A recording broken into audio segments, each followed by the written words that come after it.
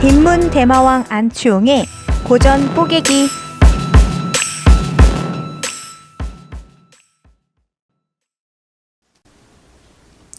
존 스튜어트 밀의 자유론은 1859년에 출판된 책으로서 밀의 가장 대표적인 저서입니다. 이 책에서 궁극적으로 하고자 하는 말은 타인의 이익에 해를 끼치지 않는 한 개인의 자유는 국가의 침범이나 도덕적 판단 없이 절대적으로 보장되어야 한다는 것입니다. 한마디로 그 누구도 타인에게 아무리 그 자신이 손해를 보더라도 다른 이들에게 피해를 주지 않는 경우에는 나의 입장에 맞춰 그 사람에게 권리를 강요할 수는 없다고 말합니다. 하지만 그 타인의 행동이 다른 사람들에게 해를 끼칠 가능성이 있는 경우 혹은 해를 끼친 경우에야 비로소 국가와 법이 개입할 수 있다고 설명합니다. 자유론에서 특히 존 스튜어트 밀은 인간의 자유와 개성을 추구하는 개별성과 사회적 역할을 중요시하는 사회성의 조화를 강조했습니다. 이러한 사상 때문에 그는 진보적 자유주의자 혹은 자유사회주의자라는 별명을 얻기도 했다고 합니다. 적극적으로 여성의 지위나 여성 참정권 운동 등 사회를 앞질러 생각했던 밀. 이 책에서는 그의 그러한 특성이 잘 배겨 있습니다. 자, 그럼 한번 자세히 알아볼까요? 자유론의 입장. 일단 자유론 자체는 개인의 자유에 대한 얘기죠, 주로. 개인의 자유에 관한 얘기인데 타인에게 해를 가하는 것을 그거 외에는 문명사회라면은 그의 의사에 반해 권력을 행사할 수 없다는 거죠.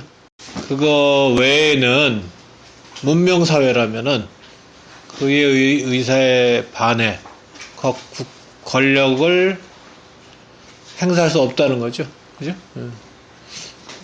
이거 자체가 되게 모호한 규정이긴 한데, 물론 이제 처음에 쓸 때 시민적인 이 책의 목표가 시민적, 사회적 자유에 대해서 쓰고 있다라는 말은 하고 있지만, 이 자유론이 위치한 어떤 철학적인 맥락 같은 것들을 좀 보면은,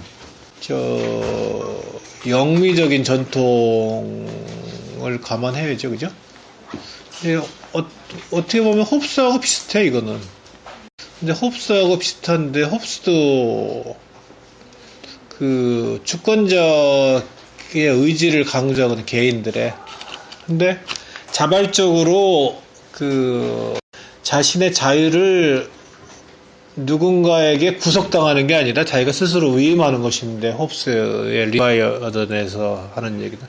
여기도 마찬가지로 위임하지는 않는데 타인의 침해, 그 한계, 이거가 보면은 끊임없이 논의되어 왔던 홉스라든지 이런 쪽에서 논의해서 최초의 인간들 간의 어떤 자유, 침해, 그 다음에 권력 투쟁, 이러한 입장에서 서 있는 거죠.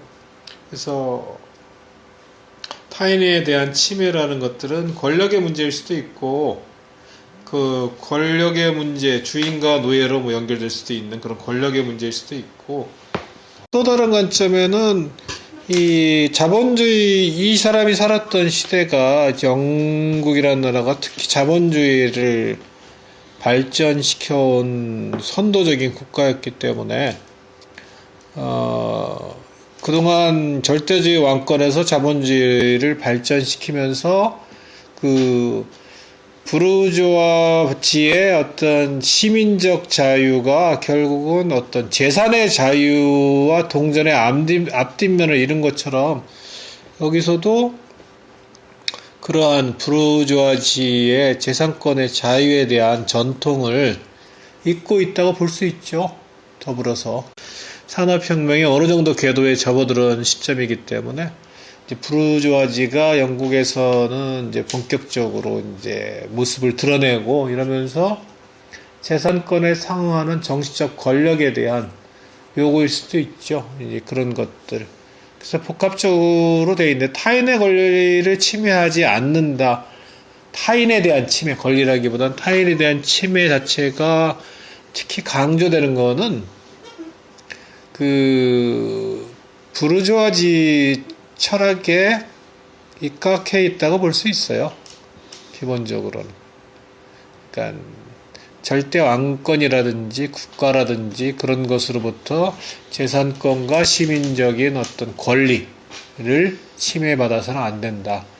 라는 입장을 알게 모르게 대변하고 있다고 봐야죠. 존 스튜어트 밀의 자유로는.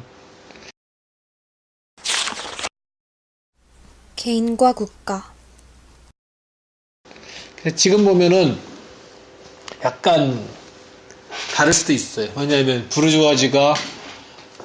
지금은 부르주아지가 오히려 타인에 대한 침해를 가하고 있는 시대로 전환했기 때문에 약간 문점이 달라질 수는 있죠.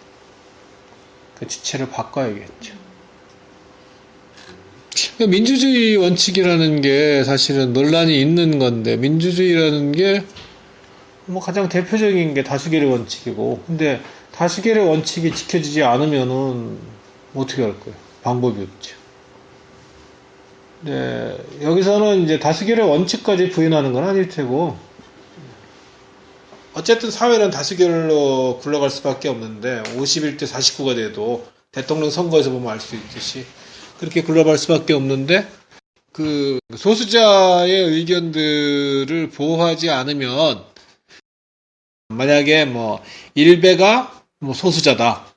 뭐 광주 항쟁, 광주 민주화 운동을 뭐 북한 괴뢰군이 뭐 들어와서 뭐 어떻게 한 뭐 이런 거다 뭐 라는 식으로 역사를 왜곡하는 얘기를 한다면은 역사를 왜곡하는 말을 하는 것까지는 물론 자유겠지만 그 이후에 그 사람들이 역사에 대한 침해, 그 다음에 역사의 주체들에 대한 침해가 일어나는 것들을 끊임없이 입증함으로써 토론을 통해서 잘못된 의견, 역사에 대한 왜곡들이 사라질 수 있도록 노력하는 과정은 필요한 거죠. 그래서 이게 쉽지 않아요. 사실 소수자 배려라는, 소수 의견을 존중한다는 게. 그래서 당대에는 항상 다수가 이길 수밖에 없어요. 다만 다수의 폭정은 경계해야 되는 것이지. 아까 영미적인 전통에서 이제 부르주아지의 그 재산적 자유, 재산권의 자유, 그 다음에 정치적인 자유와 연관되어 있는 것이 분명하지만 소수자의 권리, 그 다음에 사상과 양심의 자유 이런 것들은 지금도 상당히 의미가 있죠. 근데 여전히 논란이 되는 거는 밑에 보면은 여러분들이 이제 이 자유론을 뭐 진보적인 가치라고 생각할지 뭐 아니면은 진보라기보다는 좌파적인 가치라고 생각할지 우파적인 가치라고 생각할지 잘 모르겠는데 그래서 지난번에 아니라 이제 그런 논란이 있었죠. 신자유주의는 우파적인 논리인데 자유주의는 그럼 진보적인가 이런 논쟁을 쭉 해왔잖아요. 자유주의는 진보적일 수는 있는데 좌파적인 가치는 아닐 수 있죠. 여기서 보면은 국가의 가치란 궁극적으로 국가를 구성하는 개인들의 가치다. 라는 말을 하고 있는데 이거는 당대를 살아간 많은 지식인들의 꿈과는 반대되는 얘기예요. 이거는 더 직접적으로는 프랑스 혁명을 체험한 그 영국인들의 라이벌 프랑스인들이 꿈꿔왔던 공화주의하고 대립하는 거고 프랑스인들은 절대왕정에 맞서 싸워서 공동체적인 가치를 들고 그 싸워온 전통이 있고 그 가치가 계속 공화주의라는 전통으로 이어지고 있죠. 그래서 개인들의 가치로가 총합이 국가의 가치가 된다면은 우리가 왜 국가로 살아야 되는지 좀 의문스럽죠. 사실은 우리가 겪은 나라는 현대사회에서 대한민국이라는 나라가 겪은 나라는 개인들의 합보다 적은 가치를 구현했지 국가가. 정치적으로나 어떤 사상이나 이런 측면에서는 마이너스를 시켰잖아. 끊임없이. 억압적이고 포갑적인 폭력 체제를 통해 가지고. 근데 우리가 생각하는 이상적인 국가, 공동체 이런 것들은 개인들의 합보다 더 커지는 것, 국가라든지 그 공동체에서 이게 더 이상적인 거죠. 그리고 알다시피 여러분들은 개인들과 개인들이 모인 조직은 다르잖아요. 개인들이 모인 조직은 자체의 거버넌스를 만들어내서 개인들이 만들어낼 수 없는 가치라든지 이상이라든지 그 다음에 뭐 우리 뭐는 상생 또 뭐 이런 거 있잖아요. 더불어서 우리가 그 지금은 뭐 다 잊혀지고 그런 게 없지만은 함께하면서 벅차오르는 그런 느낌들 이런 것들이 있을 수 있는데 그 영미적인 가치로 개별 개인들로 환원해 버리면은 이제 그런 게 다 사라지죠. 국가를 구성하는 개인들의 가치라는 것들은 결국 그 우리가 많이 봐왔던 뭐 고전주의 경제학의 입장들, 아담 스미스가 얘기했던 뭐 그러한 유파들의 생각들하고 맞닿아 있는 거죠. 부르주아 철학을 대변하고 있는 거예요, 결국. 그래서 그 집단주의적이고 이후 이제 마르크스라든지 이런 사람들에 의해서 모색된 어떤 공동체 더불어 같이 사는 이런 세상과는 좀 차이가 있는. 그래서 진보적일 수는 있지만은 좌파적이지는 않은 사상이라고 볼 수 있는데 이게 또 다른 영감은 돼요. 무슨 말이냐면은 반대의 경우에 공화주의적 프랑스에서 나타났던 공화주의적 전통 이런 것들 또는 뭐 이후 이제 마르크스를 중심으로 해서 공산주의 운동에서 일어났던 뭐 집단주의적 성향 이런 것들이 대의 아래서 개인들을 과도하게 억압함으로써 그 본래 꿈꾸던 이상이 사라지고 그 홉스가 말했던 대로 얘기하면 그냥 괴물만 살아남는 개인은 증발하고 조직만 살아남아서 조직만 괴물로 작동하는 그런 시스템이 나타나기 때문에 결국은 이 두 가지가 균형을 이루어야 맞는 거죠. 그 레닌하고 로자 룩셈부르크의 그 오래된 당 노선에 대한 그 투쟁 같은 것들은 로자가 말하자면은 로자 룩셈부르크가 전위정당, 혁명정당, 공산주의 혁명정당에 있어서 자유론을 주창한 거예요. 로자 룩셈부르크가 말하자면 당원들의 자유주의, 자유론을. 그러니까는 이것 자체로 자유론 자체는 부분적인 어떤 사고 체계를 담고 있지만 거기서 갖고 있는 반짝이는 소중한 가치들 같은 것들은 어떤 전체적인 가치 또는 뭐 공동체적인 가치 또는 보편주의, 개별주의에 맞선 보편주의를 추구할 때 그 보편주의를 인간답게 만드는 중요한 자양분이 될 수 있는 거죠. 그래서 레닌이 만든 당은 그 당내 민주주의를 없애버렸고 그게 우리가 보는 실패한 소비에트 공화국으로 간 거고. 개별주의와 보편주의. 근데 만약에 우리가 그런 의문은 들죠. 레닌식의 전위 정당이 아니었으면 소비에트 공화국에 출연했을까? 뭐 이런 생각이 들었는데 지금 와서 생각하면은 소비에트 공화국은 사생화했기 때문에 어쩌면 태어나지 않는 게 맞았을 수도 있다. 그러니까 레닌식의 정당 노선은 잘못된 것일 수 있다. 이렇게 생각할 수도 있죠. 그러니까는 우리가 역사를 바라볼 때 미리 얘기했던 자유론, 사상의 자유 이것들은 어떠한 순간에서 포기해서는 안 되는 건데 그게 미리 주장하듯이 전체의 가치는 개인들의 가치에 합과 같다라고 회귀를 해버리면은 개별주의의 폭력이 되어버립니다. 그래서 우리는 활력 있는 보편주의하고 방향성이 있는 개별주의 이런 것 속에서 균형을 찾아야 되는 거지 무대뽀를 한 방향으로 갈 수는 없는 거죠. 여기서 이제 밀 자체의 한계 같은 거는 저런 것도 있죠. 아까 말했던 보편주의로 부정하게 되면은 개별주의는 스스로 붕괴할 수밖에 없어요. 그러니까 개별성 자체를 의미 있게 유지시켜주는 모르타르 같은 게 보편주의이기 때문에. 근데 이제 이 사람이 갖고 있는 그 개별주의적인 그 지향이 좀 웃기게 무너지는 대목이 있죠. 뭐냐면은 그 미성숙한 사람, 뭐 이런 사람들에 대해서는 제한할 수 있다고 하는 것들. 개별주의를 주창하면서 보편주의적인 함정에 빠지는 거는 이제 밀이 갖고 있는 한계라고 할 수 있죠. 그래서 밀에게서 뭐 좀 우리가 긍정적인 것만을 좀 본다면은 이거 하나, 어떠한 경우에도 사상의 자유는 침해될 수 없다는 거. 이거 하나는 되게 중요한 거고, 또 하나, 소수자의 권리를 억압해서는 안 된다. 소수자의 의견을 억압해서는 안 된다는 것들은 교회로부터 억압받았던 갈릴라의 아주 소수파의 견해가 나중에는 다수파의 견해가 됐잖아요. 그래서 진보를 주장할 때도 이 반대편 소수자의 의견들에 대한 용인, 발언권 자체는 침해하면 안 돼요.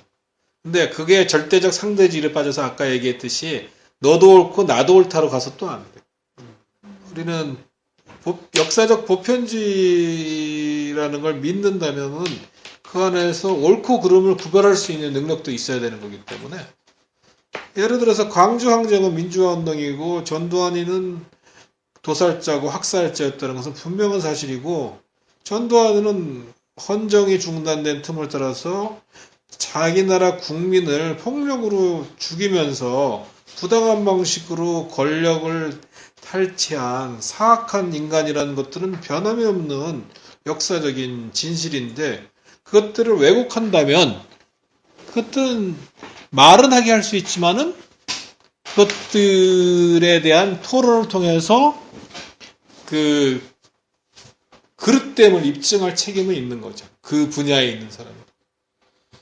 그러니까 우리가 이제 상대주의와 절대주의 뭐 이런 것 속에서 균형을 잡는 게 되게 중요하다. 그런 얘기를 우리가 한 거죠. 근데 정말 소중한 건 이 존 스튜어트 밀의 책에서 정말 소중한 거는, 다시 반복하면은 소수자의 의견을 억압하지 말라는 거. 사상의 자유를 침해하지 말라는 거. 이거야말로 제일 중요한 거예요. 그게 있으면 역사가 발전할 수 있어요. 소수자의 의견을 침해하지 않고.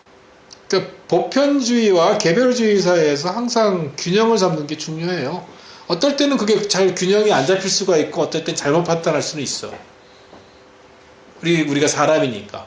우리의 지식이 한도가 있고, 그 다음에 우리의 의사결정, 다수의 의사결정, 또는 국제적인 의사결정이 그 왜곡될 수 있기 때문에 그것들이 잘못될 수 있지만, 그럼에도 불구하고 잠깐 잘못될 수 있다 하더라도 국제적으로 또는 사회 전체로서 보편주의와 개별주의 균형을 잡으려고 노력하는 그런 것까지 멈추게 되면은 우리가 문명사회라고 할 수는 없는 거죠.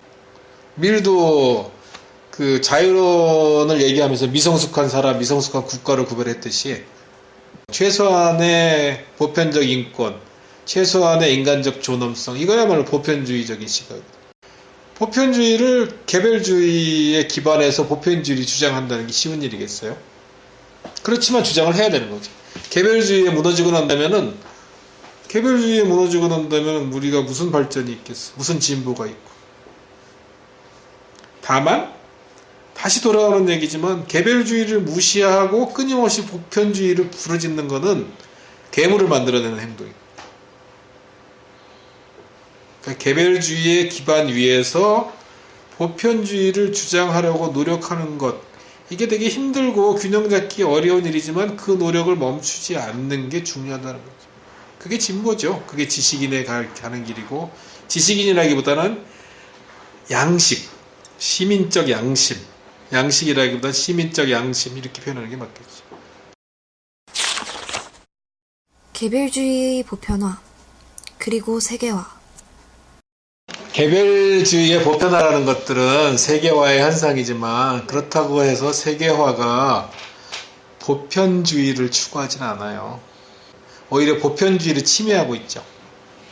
무슨 말이냐면 보편주의라는 건 아까 얘기했듯이 보편주의를 지금의 맥락에서는 우리에게는 어떤 하늘에 내린 존엄한 인권 같은 게 있고 그 다음에 마지막까지 포기하지 않아야 될 여기 그 밀식으로 표현을 하면은 자유의 원칙은 자유를 포기하는 자유를 요구할 수 없다라고 한 것처럼 그러한 어떤 존엄성을 지켜야 한다는 보편주의라는 게 있다면 그런 거를 오히려 세계화는 개별주의의 보편화를 통해서 부수고 있죠. 그러니까 보편화했다는 게 보편주의를 의미하지는 않아요. 그게 아까 말한 개별주의의 보편화예요. 각각을 개인으로 환원해버리는 거지. 개인들로 환원하는 게 세계적으로 확대되는 거예요. 옛날에는 개인들이 모여서 특정한 공동체도 만들어지고 그래서 어떤 지역에서는 개인들 5명이 모여서 어떤 칠의 영향을 만들어내기도 했고 어떤 지역에서는 개인들 10이 모여서 100을 만들어내기도 했는데 어느 순간부터 모든 것들이 일로 환원돼 버렸어. 개별주의의 보편화라는 것들은. 그러니까 모래알이 돼버린 거지 다. 그러니까 언제든지 장점은 있죠. 모래알이 됐다는 것들은 거기다 시멘트만 섞으면 언제든지 무엇이든 만들 수 있어. 옛날에는 개별주의가 보편화하지 않았기 때문에 각각의 독특한 보편성들이 개별적으로 존재했어. 모래들이 아니야. 여긴 벽돌도 있고 뭐 다른 게 있어. 그러면은 그것들에 맞춰서 뭔가를 만들어냈어야 되는데 지금은 다 개체로 들어가 있기 때문에 각각을 엮어가지고 얼마든지 뭐든지 만들어낼 수 있어. 보편적이 돼버린 거죠. 세계화라는 거. 세계화라는 거는 생각해보면 우리가 옛날에는 우리가 어떤 지역사회라든지 이런 데서 보호를 받을 수도 있었잖아.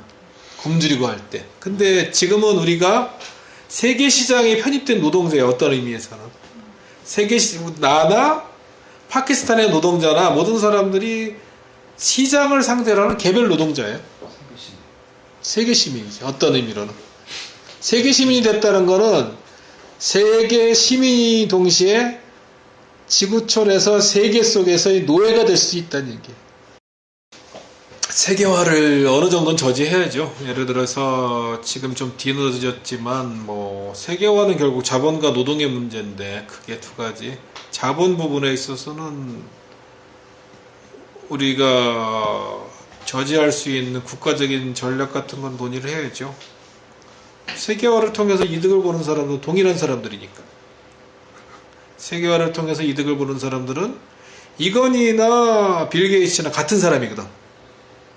그 사람은 오히려 더 동질적인 사람들. 이건희가 한국 사람이라서 우리하고 더 동질적인 거야. 이건희는 빌 게이츠하고 같은 사람이야. 그 사람들은 세계화의 무대를 원하겠지. 원하지만 우리 입장에서는 세계화의 장점이 뭐가 있어? 지금 보듯이 뭐 끈이 자영업자의 몰락 이런 것들이 잘 따지고 보면 세계화와도 깊숙하게 연관돼 있기 때문에 현실적으로는 두 가지 선택밖에 없지. 착취하거나 착취당하거나.